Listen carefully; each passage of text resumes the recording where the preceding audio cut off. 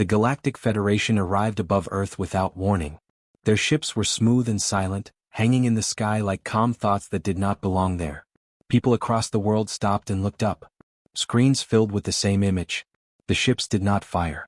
They did not threaten. They simply waited. The Federation sent a message soon after. The voice was calm, slow and careful. It spoke of peace, order and guidance. It said the galaxy was old and wise, and that Earth was young and confused. It said humans were divided by borders, ideas and fear. The message promised help. It promised safety. It promised a future where humans would no longer struggle alone. Many listened. Some felt relief. Some felt anger. Others felt nothing at all. Thomas Reed listened in a quiet room with plain walls and a long table. He was chosen to speak because he was not loud and not proud. He had no great title that mattered to him. He had worked with people from many places. He knew how to listen and he knew when not to speak. When the Federation asked for a meeting, Thomas was sent. The meeting took place on a wide platform built in orbit, halfway between Earth and the alien ships. The Federation envoys appeared as tall shapes of light and metal. Their faces were smooth and still. Their eyes did not blink. They studied Thomas closely, as if they were reading a page written in a strange language. They began to speak. They spoke of unity as something that must be enforced. They spoke of peace as something that must be managed. They spoke of humanity as a broken thing that could be fixed with the right control. Their words were polite, but their meaning was firm. They believed humans were weak. They believed humans needed direction. Thomas did not argue. He listened. He asked simple questions. He asked how the Federation kept peace among so many worlds. He asked what happened when people disagreed. He asked what happened when rules failed. The envoys answered with smooth confidence. They spoke of systems and laws and obedience. They spoke of order as the highest good. Thomas nodded. He did not challenge them. He did not defend humanity with proud speeches. He did not say humans were strong or special. He simply listened, and when it was his turn, he spoke with care. He said humans argued often. He said humans failed often. He said humans did not always agree even in moments of danger. He said this was true. The envoys waited, certain that this was a weakness being admitted. Thomas continued. He said humans learned from arguing. He said humans shared stories of failure. He said humans were slow sometimes, but they remembered pain and changed because of it. He said humans did not follow one voice easily, but they listened to many.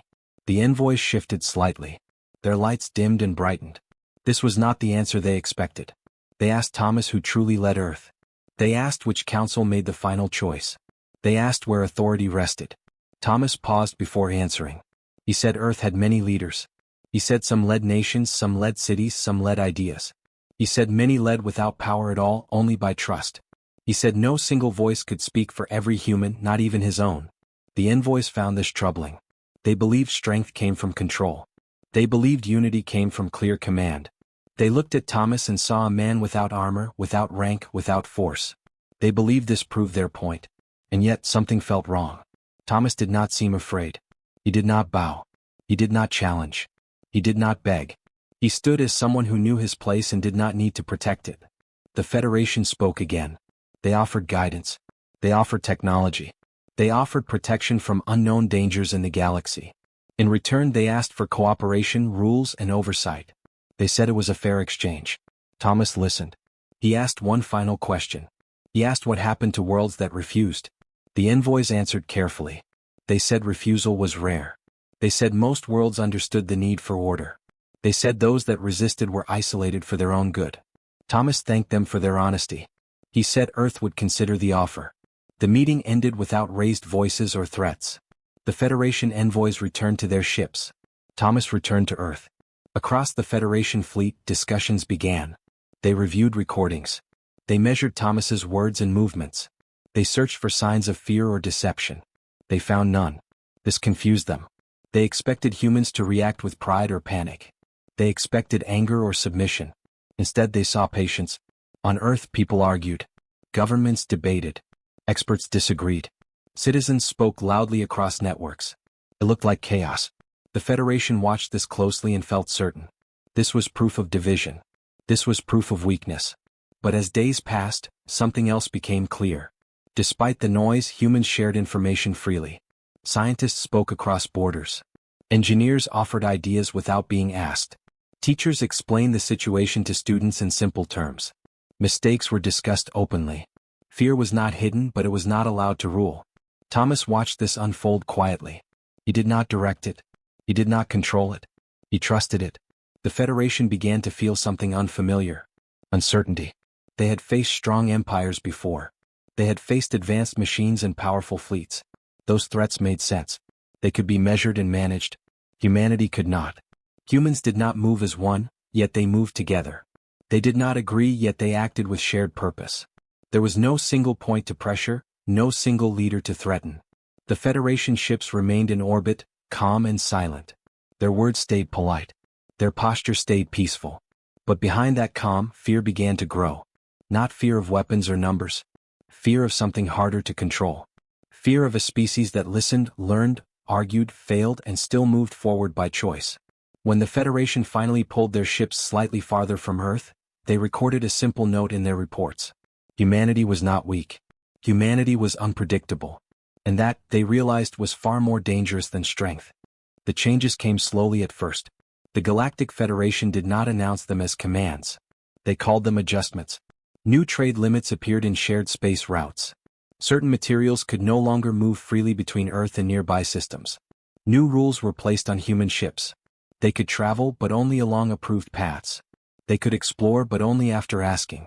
The Federation said these rules were for safety. Many humans felt the pressure at once. Prices changed. Ship schedules broke. Some projects stopped in silence. News channels filled with arguments. Leaders spoke with sharp voices. Some demanded resistance. Others called for patience. The noise was loud and confusing. From far away, the Federation watched and felt confident. This was how weak worlds reacted. They argued. They blamed each other. They waited for someone to tell them what to do. But beneath the noise, something else was happening. Michael Stone noticed the problem while standing in a quiet repair bay. He was an engineer, not a politician. He worked with machines that carried people and supplies between Earth and orbit. When trade limits slowed parts delivery, many ships were grounded. Others would have waited. Michael did not. He opened old designs. He studied systems humans had abandoned years ago. He shared his findings online, not as orders but as notes. He explained what worked, what failed, and why. He invited others to correct him. People responded. Engineers from different countries added ideas. Some improved his designs. Some pointed out mistakes. Michael thanked them all. The plan spread freely. Soon, grounded ships began flying again, repaired with shared effort and simple changes. At the same time, Anna Lewis stood in a small classroom filled with young faces.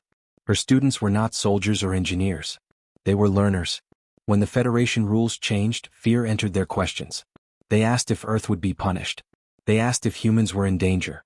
Anna did not hide the truth. She explained the rules in simple words. She explained how systems worked and why limits mattered. She encouraged questions. When she did not know an answer, she said so. She shared lessons online, free for anyone to use. Other teachers added their own ideas. Some corrected her. Some expanded the lessons. Together, they built clear guides that helped people understand what was happening. Understanding spread faster than fear. Nations still argued. Leaders still disagreed. Meetings ended without agreement. To the Federation, this looked like failure. But while leaders argued, workers cooperated. Scientists shared data without asking permission. Farmers adjusted supply lines. Builders changed materials. Small companies helped each other survive the trade limits. No single plan guided them. No single voice led them.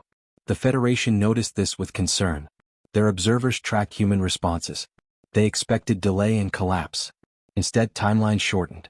Problems were solved in days, not months. When one path closed, humans found 3 more.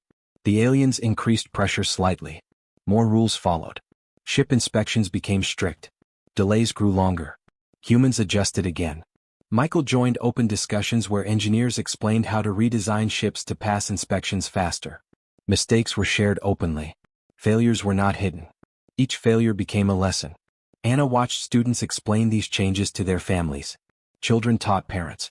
Parents taught neighbors. Knowledge moved faster than any official message.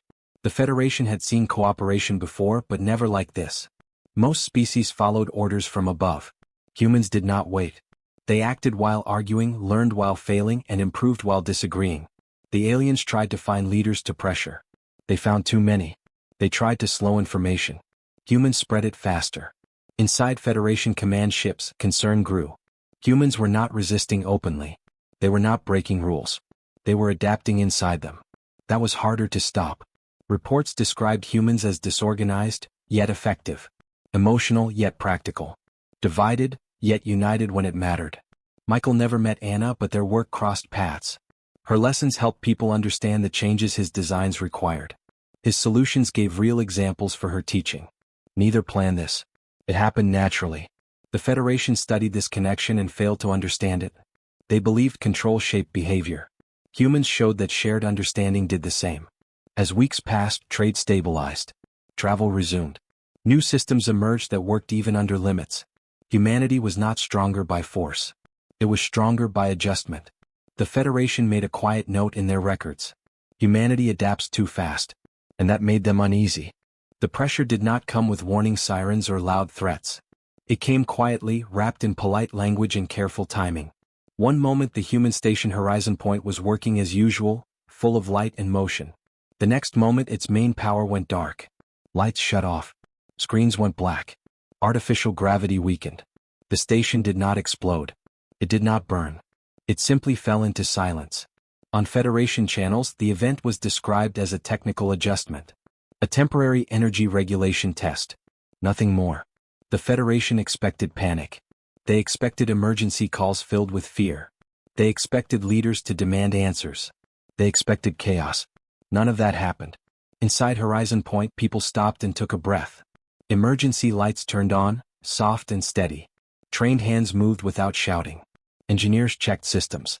Medics helped those who felt dizzy. Messages were sent calmly. Outside the station, civilian ships were already nearby. Cargo haulers. Repair craft. Small transport vessels. None of them were warships. None carried weapons. Daniel Wright was flying one of them. Daniel was not famous. He was not ranked high. He flew supply runs and passenger trips. When the station went dark, his ship felt the shift immediately. His dashboard flashed warnings. He slowed his engines and listened. He did not wait for orders. He opened a public channel and spoke clearly. He asked who was closest. He asked who had spare power cells. He asked who could dock safely without station guidance. Voices answered from every direction. Some pilots were nervous. Some were calm. Some spoke too fast. Daniel did not silence them. He organized them gently, repeating information, correcting mistakes, keeping the channel open. No one declared him leader. They followed anyway. Inside the station, engineers realized the power loss was not a simple failure. External controls had limited energy flow. This was beyond a normal problem. They shared this openly, not just with command but with anyone listening. Outside, pilots adjusted plans. One ship moved closer to act as a signal relay. Another provided temporary power through old emergency ports. Small risks were taken carefully with shared agreement. Time passed. The Federation watched. They expected confusion. Instead, they saw cooperation without command. They saw civilians acting with care and speed. They saw no single point to disrupt. Daniel guided ships into safe positions. He reminded pilots to rest engines. He asked for volunteers instead of giving orders. When someone made a mistake, it was corrected without blame. Inside Horizon Point, gravity stabilized. Life support improved. Emergency power spread slowly, carefully, like water finding cracks. People spoke to each other in calm voices. Children were told stories. Workers shared food. Fear was present, but it did not control them. The Federation increased monitoring. They sent no help. They offered no explanation. Hours passed. The station was still dark, but alive. Engineers inside found a way to reroute power through secondary systems. It was not perfect. It was not elegant. It worked. They shared the method openly. Outside, pilots adjusted again. Ships rotated positions to avoid overload. Some left to refuel and returned later. No one demanded credit. Daniel stayed on the channel the entire time. His voice grew tired but steady. When another pilot suggested a better idea, Daniel accepted it without pride. Finally, light returned. Not all at once. Not brightly. Section by section, Horizon Point came back to life. Screens glowed. Gravity steadied. Systems breathed again.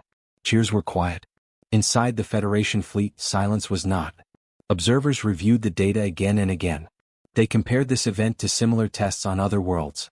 Those worlds had panicked. Those worlds had waited for orders. Those worlds had broken down. Humans had not. There was no central command directing the response. No single authority to pressure. No fear-driven collapse. The Federation felt something shift. They had applied pressure carefully, believing it would reveal weakness. Instead, it revealed something else. A network of trust. A willingness to act without permission. An ability to turn stress into cooperation. As Horizon Point fully recovered, Daniel finally powered down his ship. He leaned back and closed his eyes for a moment. He did not feel like a hero. He felt tired. He felt relieved. Inside the station, engineers returned to work. Teachers explained what had happened. Children asked questions. Answers were shared honestly. The Federation recorded the event. Human civilians restored a critical station without command authority. Panic levels minimal. Adaptation speed high. Control effectiveness reduced. For the first time, unease replaced confidence. The Federation had not lost a battle. They had learned a lesson.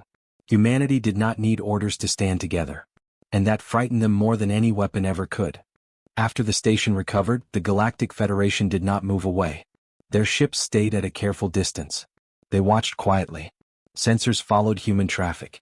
Observers studied voices, images, and data streams. They no longer believed humans were careless or lucky. They believed something deeper was happening. They decided to watch the humans up close. On Earth and in orbit, life continued. Repairs left marks. Some systems were strained. Some people were injured during long hours of work in low gravity. None of it was hidden. Dr. James Clark worked in a medical bay that served crews from many countries. The room was not large or advanced. It was clean, bright, and busy. James moved from bed to bed with calm steps. He spoke simply. He listened carefully. A pilot from one nation had a broken arm. A technician from another suffered burns. A young engineer felt weak from long hours without rest. James treated them all the same. He asked what happened. He asked what they felt. He asked what they thought went wrong. He wrote everything down. James believed pain was not just something to heal. It was something to understand. After each shift, he shared notes with other doctors. Not private reports. Open ones. He wrote what worked and what failed. He wrote where he hesitated. He wrote where he made mistakes. Some doctors argued with him. Some corrected him. Some added their own experiences. The shared record grew quickly. The Federation watched this with confusion. In their culture, mistakes were hidden. Failure was weakness. Fear kept order. Humans did the opposite. They exposed failure and spoke of it openly. James spoke at short meetings after work. He explained injuries in plain words. He explained how stress affected the body. He told crews when they pushed too hard. He did not blame them. He warned them. People listened. Engineers adjusted schedules. Pilots rested more often. Teams rotated shifts. These changes were not ordered. They were agreed upon. Across human networks, lessons spread. A docking error was explained in detail. A power surge mistake was replayed and discussed. No one was punished for speaking up. The Federation sent analysts to study this behavior. They expected fear to slow humans. They expected pressure to cause silence. Instead, pressure caused honesty. Humans spoke more clearly under stress. They shared more information. They leaned on each other without asking permission. In one report, an alien observer noted something strange. When humans failed, they did not retreat inward. They reached outward. The Federation tried a new approach. They released reports showing how close Horizon Point came to disaster. They believed fear would grow. Humans read the reports carefully. James read them too. He did not dismiss them. He discussed them openly. He explained risks to crews. He did not soften the truth. People thanked him. Fear was present, but it was not paralyzing. It became fuel for preparation. Training sessions changed. Drills included mistakes on purpose. Teams practiced recovery, not perfection. When something went wrong, it was treated as part of learning. The Federation did not understand this. They believed fear should create obedience. Instead, it created unity. James noticed something else. Crews from different nations worked better together after failure. Shared struggle erased old pride. Pain made people patient. In the medical bay, languages mixed. Simple words were used. Hands helped without waiting for orders. James watched this quietly. He realized something important. Humans trusted each other not because they were strong, but because they had failed together and survived. The Federation began to feel uneasy. Their models no longer worked. Predictions failed. Pressure tests did not weaken humans. They connected them. One observer asked a question that had no easy answer. How do you control a species that grows stronger when afraid? James finished a long shift and stepped outside the bay. Through a window he saw ships moving calmly around Earth. They were scarred, imperfect, and alive. He felt tired but proud. Inside Federation Command, a final note was added to the record. Fear does not break humans. It binds them. And that realization made the Federation truly afraid. The Galactic Federation did not announce its decision with strong words or final warnings. One by one their ships began to move away from Earth. Their formation loosened. Their presence faded from the sky. Messages became shorter, then stopped completely. Across human networks, the change was noticed quickly. People watched the stars. Sensors confirmed it. The Federation fleet was leaving. Some celebrated. Some felt relief. Some remained cautious. Humans had learned not to rush emotions. They waited, observed, and shared information. Inside Federation records, Earth was given a rare mark. Not an enemy world. Not a protected world. A warning world. A place to observe, not to control. A place that did not fit the rules. The Federation understood something at last. Humans were not ruled by force. They did not bend easily to fear. They did not accept promises as chains. They listened, learned, and decided for themselves. That made them dangerous. As the alien ships vanished into deep space, human ships began to move again. Trade routes reopened slowly. Exploration vessels prepared for long journeys. Repairs finished. Systems improved. No victory speeches were made. There was no parade. Life continued. Emily Carter stood at a wide observation window aboard a small exploration ship. The glass showed endless darkness filled with distant light. Stars stretched in every direction, quiet and patient. Emily was not a commander. She was a navigator. She plotted paths through unknown space. She trusted numbers, but she also trusted instinct.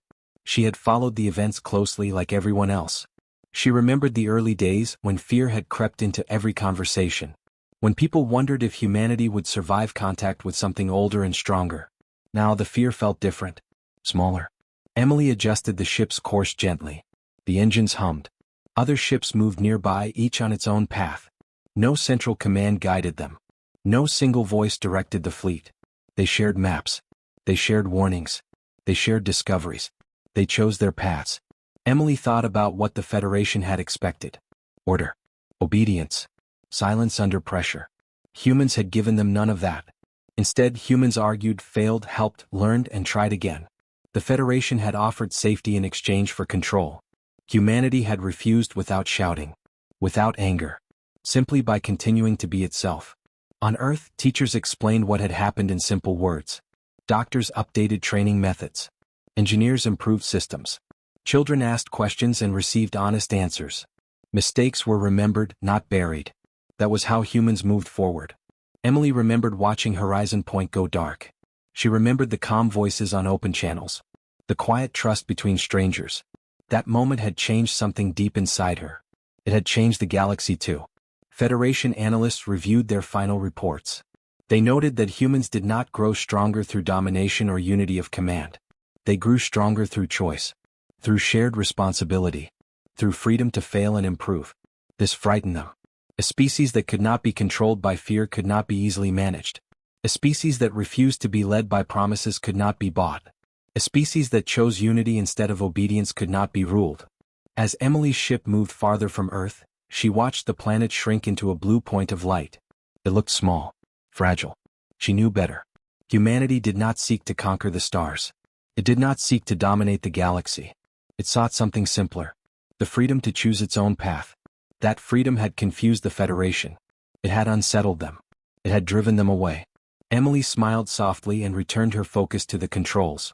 Ahead lay unknown space. Danger, wonder, failure, and growth. Humanity would face it all the same way it always had. Together. By choice. And somewhere far away, alien worlds would remember the quiet lesson Earth had taught them. Some species cannot be ruled. They can only decide for themselves. And that decision is what the galaxy fears most.